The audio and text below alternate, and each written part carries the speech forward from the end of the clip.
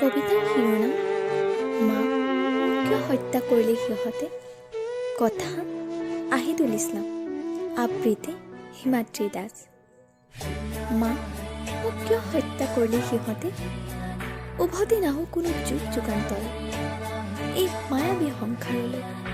নিলিখোঁ আৰু কেতিয়াও কবিতা, ছন্দ উপমা অলংকাৰ প্ৰয়োগ কৰি। কিনো অপৰাধত মোৰ জীৱন হল অৱসান। কিয় হত্যা কৰিলা মোৰ আত্মাক, তোমালোকক কিনো কম মই।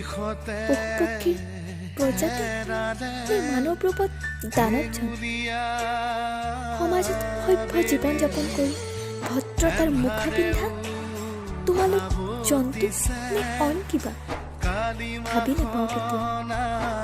জল্লাদৰো মায়া আছে, কিঞ্চিত পৰিমাণৰ মায়া তোমালোকৰ মাজত নাই। সভ্য সমাজক উপহাস কৰা তোমালোকৰ প্ৰথম বৰ্ত।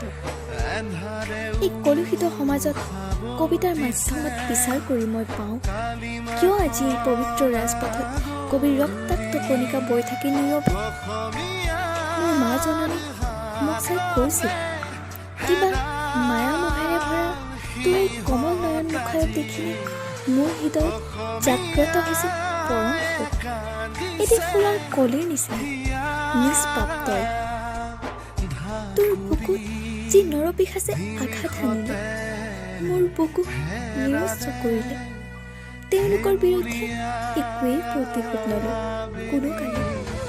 প্ৰভুৰ ওচৰত মাথো এটাই প্ৰাৰ্থনা, ন্যায় বিচাৰি পাওঁ যেন মই।